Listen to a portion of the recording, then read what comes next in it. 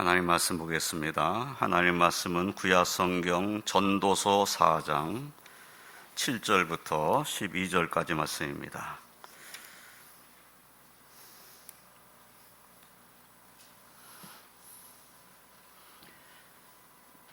구약 성경 전도서 4장 7절부터 12절까지 제가 말씀을 봉독하겠습니다. 내가 또다시 해 아래서 헛된 것을 보았도다. 어떤 사람은 아들도 없고 형제도 없이 홀로 있으나 그의 모든 수고에는 끝이 없도다. 또 비록 그의 눈은 부요를 족하게 여기지 아니하면서 이르기를 내가 누구를 위하여는 이같이 수고하고 나를 위하여는 행복을 누리지 못하게 하는가 하여도 이것도 헛되어 불행한 노고로다. 두 사람이 한 사람보다 나음은 그들이 수고함으로 좋은 상을 얻을 것임이라. 혹시 그들이 넘어지면 하나가 그 동물을 붙들어 일으키려니와 홀로 있어 넘어지고 붙들어 일으킬 자가 없는 자에게는 화가 있으리라. 또 두 사람이 함께 누우면 따뜻하거니와 한 사람이면 어찌 따뜻하랴. 한 사람이면 패겠거니와 두 사람이면 맞설 수 있나니 세 겹줄은 쉽게 끊어지지 아니하느니라. 아멘. 할렐루야. 하나님께서 주신 은혜가 저와 성도의 삶에 가득해서 또 설명절을 맞이하는 이 한 주간에는 또 감사 가득한 그런 한 주간이 되시기를 주님의 이름으로 축원드립니다. 성경에서 우리는 위대한 신앙의 인물들의 그 담대한 모습들을 보게 됩니다. 고향과 친척과 아버지 집을 떠나 하나님 말씀을 따라가는 아브라함, 그 모습을 우리가 생각해 볼 수가 있죠.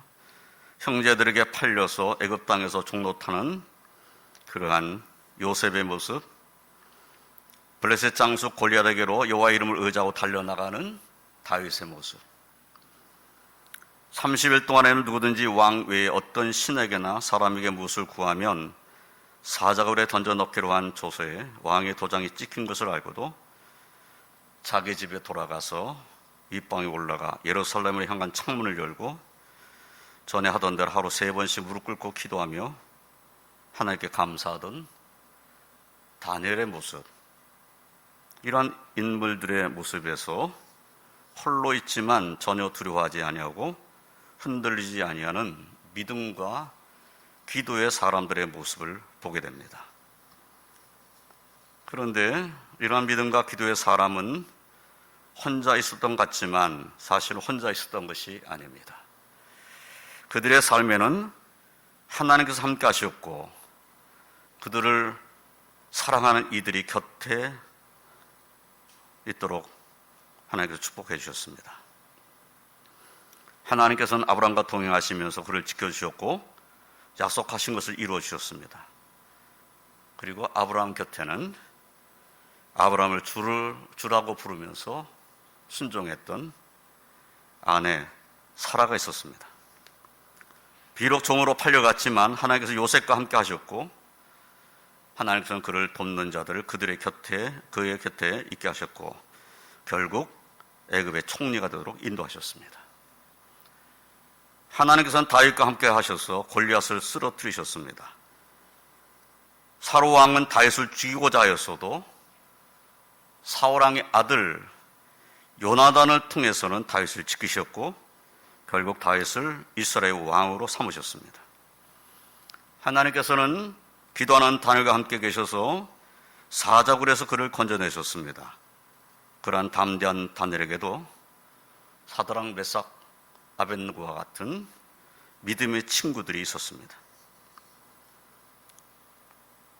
그러니까 하나님이 함께 하셨을 뿐만 아니라 그 믿음의 사람 곁에도 그들과 함께하는 인물들이 있었다는 겁니다. 그런데 하나님을 믿는 사람들이 모두 다 아브라함과 요셉과 다윗과 다니엘과 같이 담대하지는 못합니다. 때로는 연약한 나의 모습, 담대하지 못한 나의 모습, 두려워하는 나의 모습을 보게 됩니다. 그러한 나의 모습을 보게 되었을 때 나와 함께 하신 하나님을 망망하며 아직도 나를 사랑하며 내 곁에 있는 사랑하는 이들을 볼 수 있어야 하겠습니다. 내가 아무리 힘들 때에도 하나님은 나와 함께 하신다는 믿음, 그래도 나를 사랑하고 내 곁에 있는 내 사랑하는 사람이 있지 않는가 하는 것을 볼 수 있어야 된다는 거죠. 그리고 내 곁에 있는 이들이 소중하다는 생각을 해야 되겠습니다. 오늘은 본문 말씀 의지해서 두 사람이 한 사람보다 나음에 대해 함께 생각하면서 은혜를 나누고, 이번 명절을 지내면서 나를 향하신 하나님의 은혜와 인도하심을 묵상하면서 하나님께서 내 곁에 있게 하신 가족들, 사랑하는 이들의 소정을 깨닫고 서로에게 감사할 수 있는 그런 명절이 되시기를 주님의 이름으로 축원드립니다. 첫째로, 홀로 있어도 행복을 누리지 못한다면 불행한 노고입니다. 본문 8절을 보면 어떤 사람은 아들도 없고 형제도 없이 홀로 있으나 그의 모든 수고에는 끝이 없도다. 또 비록 그의 눈은 부요를 족하게 여기지 아니하면서 이르기를 내가 누구를 위하여는 이같이 수고하고 나를 위하여는 행복을 누리지 못하게 하는가 하여도 이것은 헛되어 불행한 노고로다라고 말씀을 하고 계십니다. 이 말씀에 나온 어떤 사람은 정말 육신의 아들도 없고 형제도 없는, 그래서 아무도 없이 홀로 사는 그런 사람입니다. 그런데도 불구하고 그의 수고에는 끝이 없다고 말씀하고 있어요. 혼자 있는데 수고를 계속하는 거예요. 왜냐하면 그 수고를 하지 않으면 나의 삶에 나 혼자 있는 그런 두려움에 빠지겠죠. 그러니까 뭔가 일을 해서 그 두려움을 물리치고 있는 거죠. 그의 눈은 부요를 족하게 여기지 않습니다. 이렇게 나 혼자 내 한 몸만 간수하면 되잖아요. 그러니까 열심히 일해가지고 내 몸 한 몸 간수하는 것은 충분해졌어요. 그리고 부를 가지게 됐어요. 그런데 그 부에도 족하지 않게 생각한다는 거예요. 그런데 어느 순간 문득 자신의 모습을 깨닫게 되는 겁니다. 이렇게 말하게 되는 거죠.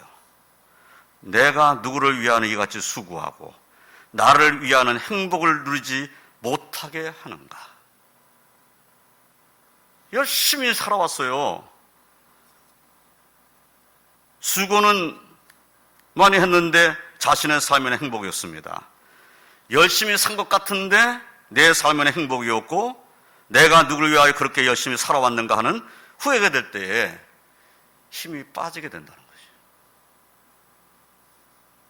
그러니까 열심히 살면서 그냥 살아왔는데 문득 깨닫게 되는 거예요. 문득 내가 왜 이렇게 열심히 사는 거지? 내 삶에 행복이 없는데, 이렇게 생각되는 때가 있다는 겁니다. 정신분석학자들 가운데 어떤 이들은 이렇게 말합니다.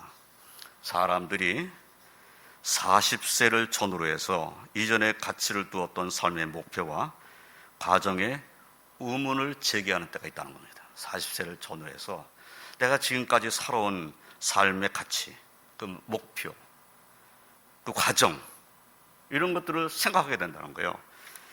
내가 지금까지 무엇을 위해 살아왔는가 하는 생각을 갖게 된다는 거죠. 그렇게 될 때에 중년기의 위기가 시작된다, 이렇게 말하기도 합니다.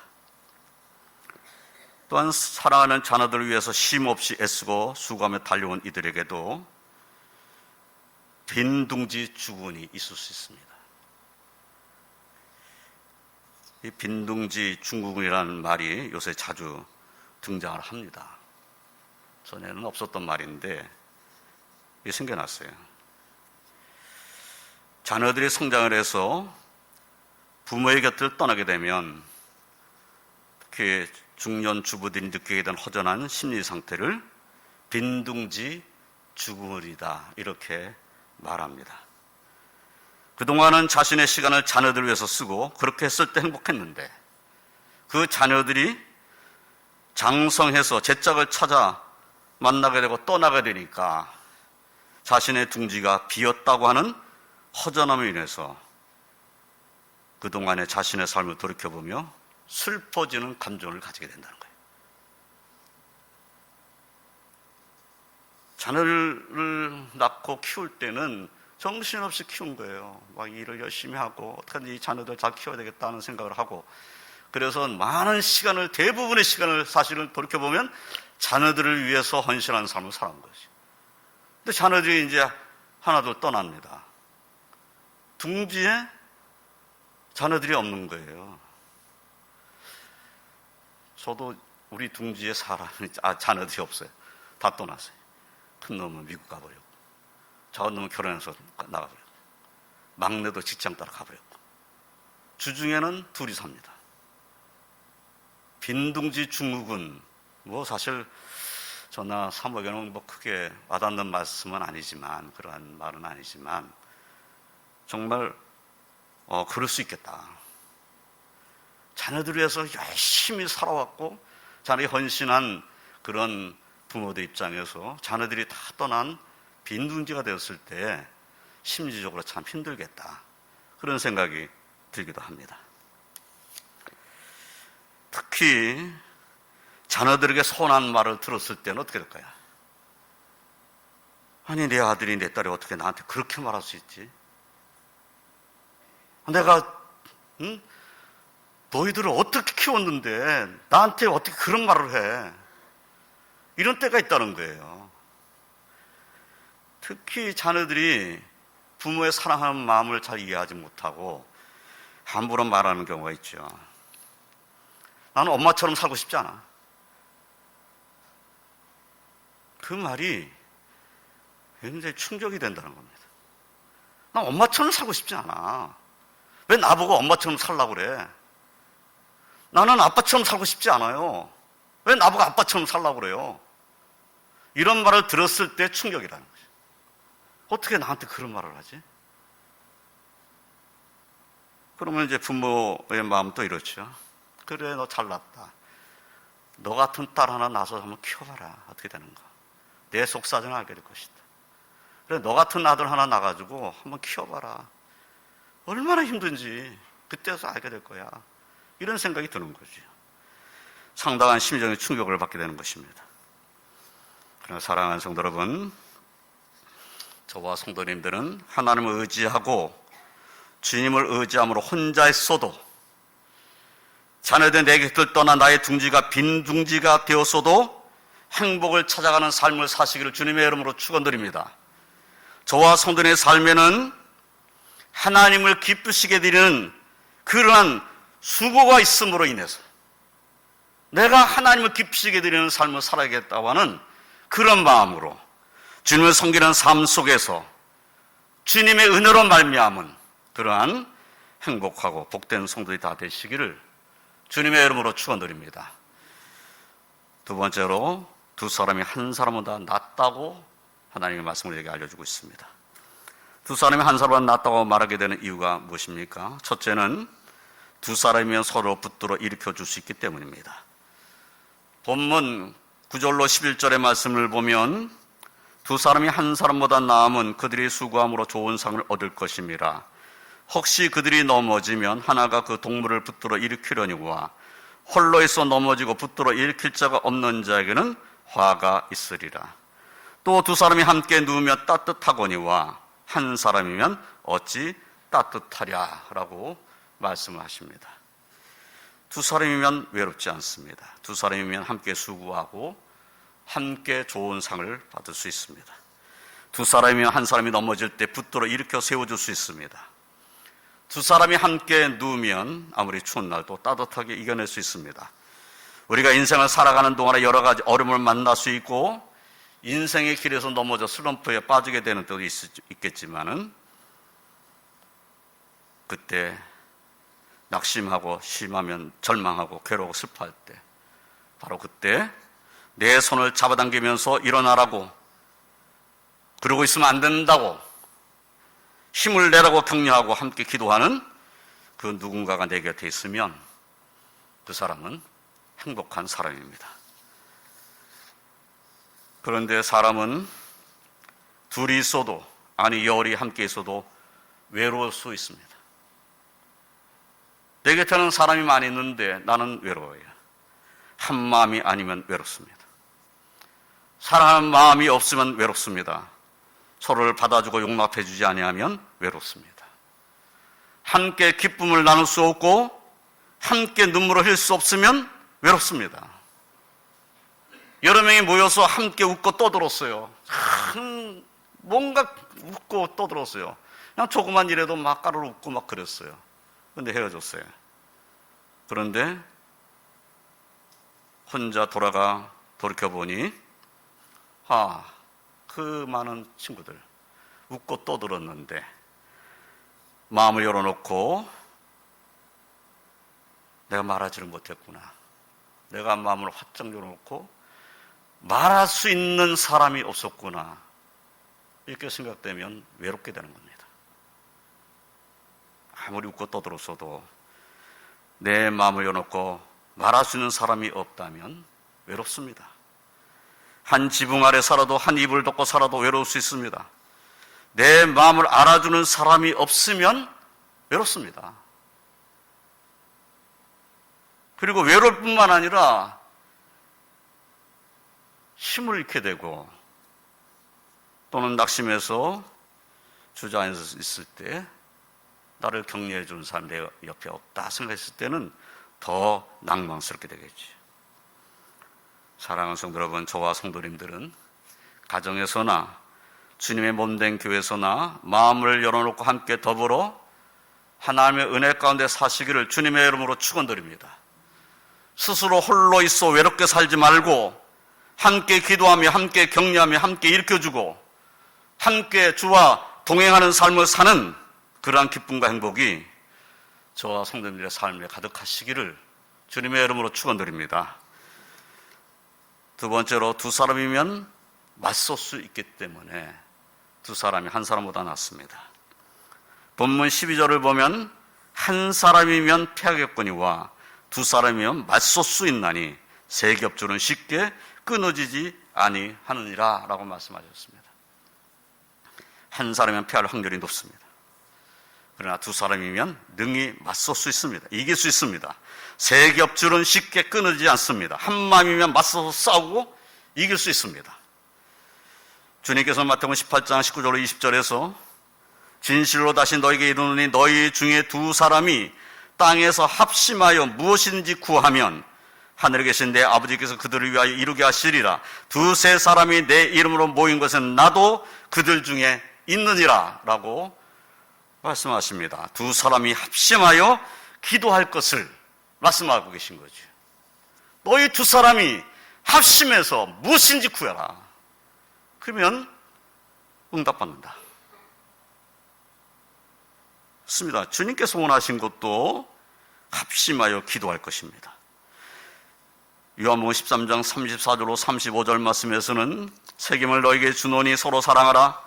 내가 너희를 사랑한 것 같이 너희도 서로 사랑하라. 너희가 서로 사랑하면 이로써 모든 사람이 너희가 내 제자인 줄을 알리라 라고 새 계명을 말씀하심으로써 서로 사랑할 것을 명령하셨습니다. 서로 사랑하여야 주님의 제자입니다.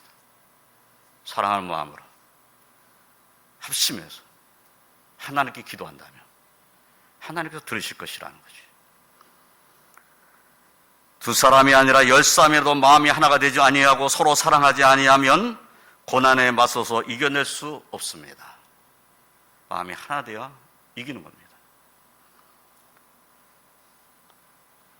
전쟁터에 나갈 때 전쟁에 나가는 군사들이 저쪽은 숫자가 많지 않은데 그냥 죽기를 각오하는 군대가 있고 여기는 여러 군대가 합쳐서 가는데 서로 마음이 하나가 되지 않았어요.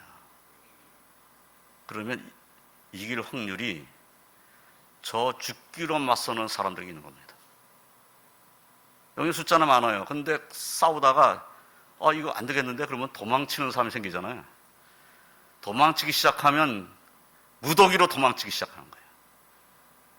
근데 저쪽에서는 죽기를 각오하고 싸우는 겁니다. 하나가 돼가지고 죽기를 위해서 싸워요. 근데 이쪽에서 하나가 되지 않은 상태로 전쟁터에 나갔는데 내가 죽게 생겼으니까 도망쳐버립니다. 서로가 도망칠 생각만 하는 거예요. 그러니까 이길 수가 없는 거예요. 그런 전쟁은. 그래서 10사람이 있어도 마음이 하나 되지 아니하고 서로 사랑하지 아니하면 고난에 맞서서 이겨낼 수 없는 것입니다. 그러나 서로 사랑하면 어떠한 고난도 함께 맞설 수 있습니다. 그리고 이겨낼 수 있습니다.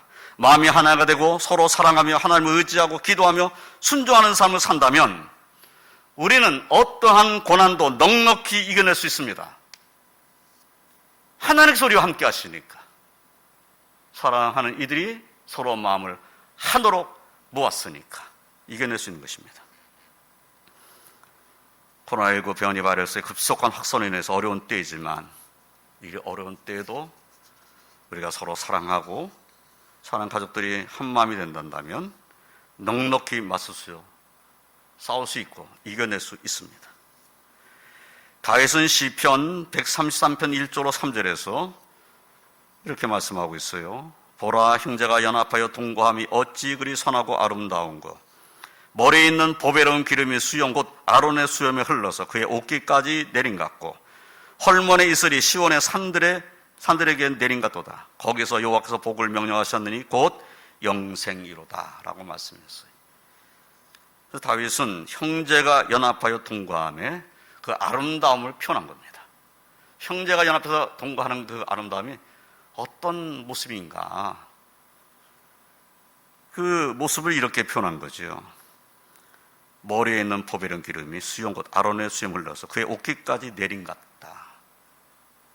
이 말은 아론에게 이제 머리에 기름을 부어서 아론을 제사장으로 세우는, 그래서 그 기름 부은 받은 사람이 제사장이잖아요.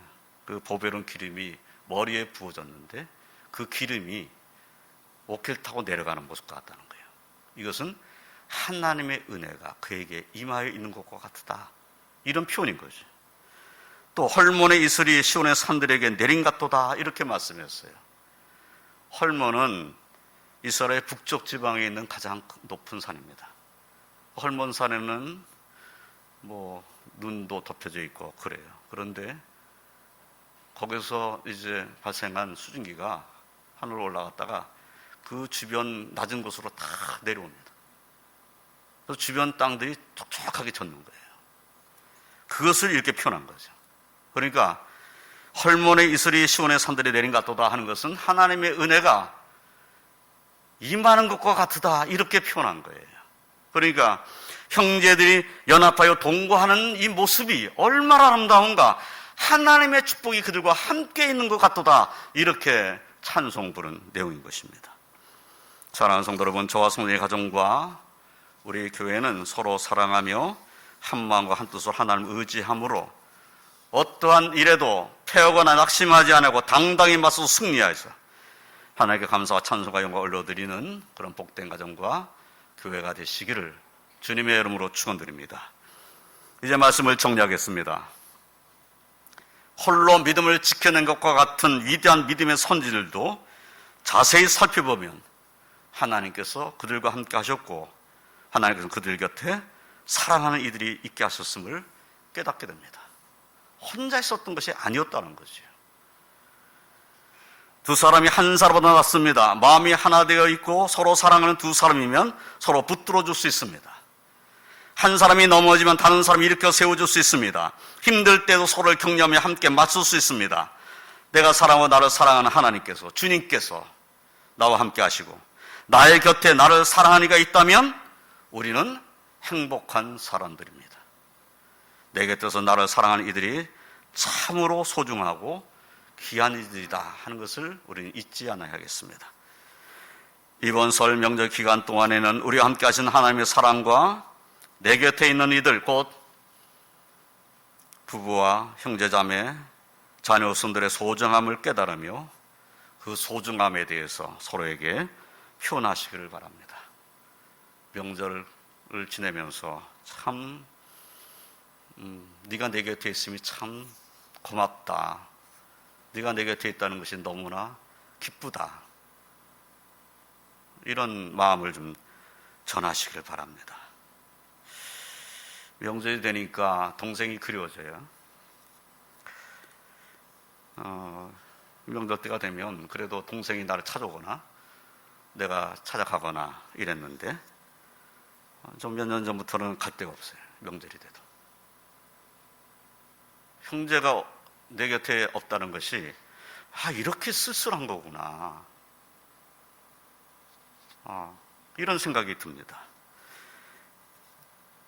형제가 내 곁에 있을 때는 참 소중했었는데 그걸 잘 모르고 지냈었구나 라는 생각이 들어요.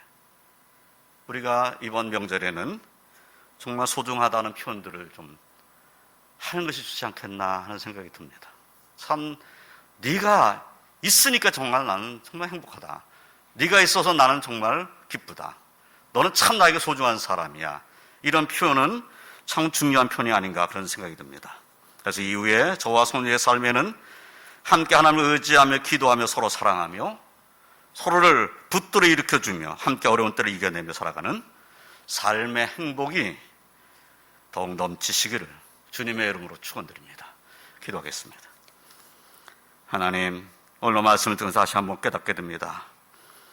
하나님이 우리와 함께 하시고 하나님께서 내 곁에 나를 사랑하는 이들을 두셨다는 것이 얼마나 기쁜 일인지, 얼마나 감사할 일인지 다시 한번 깨닫게 됩니다. 하나님, 우리의 삶에 더 은혜를 베풀어 주셔서 하나님이 나와 함께 하신다는 확신을 가지고 하나님의 은혜를 앙망하는 자로 살게 하여 주시옵소서.